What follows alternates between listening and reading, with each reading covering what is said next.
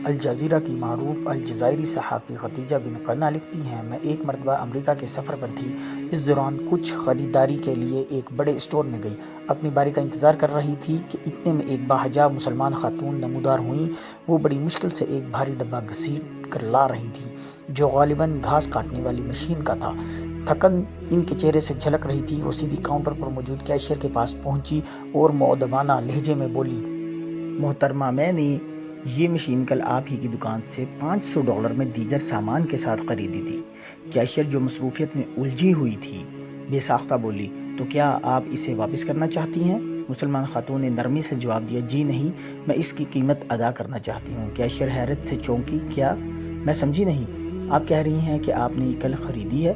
اگر آپ کا مطلب ہے کہ کہیں اور یہ سستی ملی ہے تو ہماری پالیسی ہے کہ ہم فرق کی رقم واپس کر دیتے ہیں، بشرطیہ کہ آپ کے پاس دوسری اسٹور کی قیمت کا ثبوت ہو۔ تو کیا آپ کے پاس ایسا کوئی ثبوت ہے؟ خاتون مسکرائیں اور کہا، نہیں، معاملہ یہ نہیں۔ ہوا یوں کہ کل میں نے کارڈ کے ذریعے آپ ہی کی دکان سے کئی اشیاء خریدی اور یہ مشین بھی ساتھ لے گئی۔ میرا گھر اس اسٹور سے 2 گھنٹے کی مسافت پر ہے۔ جب گھر جا کر بل دیکھا تو مجھے اندازہ ہوا کہ آپ نے غلطی سے اس مشین کی قیمت بل میں درج ہی نہیں کی۔ میں نے فوراً فون پر رابطہ کرنا چاہا تاکہ آپ کو نقصان نہ ہو، لیکن اسٹور بند ہو چکا تھا، لہٰذا آج میں نے اپنی ملازمت سے چھٹی لی، یہ بھاری ڈبہ اٹھا کر دوبارہ یہاں آئی ہوں تاکہ آپ اس کی رقم وصول کر لیں اور میں کسی ایسی چیز کو استعمال نہ کروں جس کی قیمت ادا نہ کی گئی ہو۔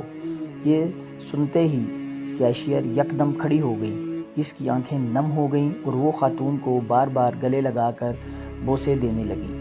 اس نے کہا، میں سمجھ ہی نہیں پا رہی کہ آپ نے یہ سب کیوں کیا۔ یہ اتنی بھاری مشین، 4 گھنٹے کا سفر، آنا جانا، کام سے چھٹی لینا اور پھر اپنی جیب سے وہ رقم دینا جو میرے حساب کی غلطی تھی، آخر آپ نے یہ کیوں کیا؟ مسلمان خاتون نے بڑی معصومیت اور سادگی سے جواب دیا، یعنی یہ امانت ہے۔ پھر انہوں نے نہایت سکون اور اعتماد کے ساتھ اسلام میں امانت داری کا مفہوم بیان کیا۔ کیشیئر سیدھی اپنی مینیجر کے دفتر گئی۔ ہم باہر سے دیکھ رہے تھے کہ وہ کس جوش و جذبات سے یہ واقعہ سنا رہی ہیں۔ چند لمحوں بعد مینیجر نے پورے اسٹاف کو جمع کیا اور اس مسلمان خاتون کے عمل کو مثال بنا کر ان کے سامنے بیان کیا۔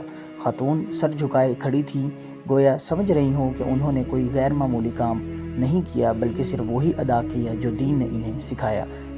لیکن اسٹور کے تمام ملازمین اور گاہک حیران و متاثر کھڑے تھے۔ سب باری باری ان سے اسلام اور اس کی تعلیمات کے بارے میں سوال کرتے اور وہ پورے اعتماد، عاجزی اور اخلاص سے جواب دیتی۔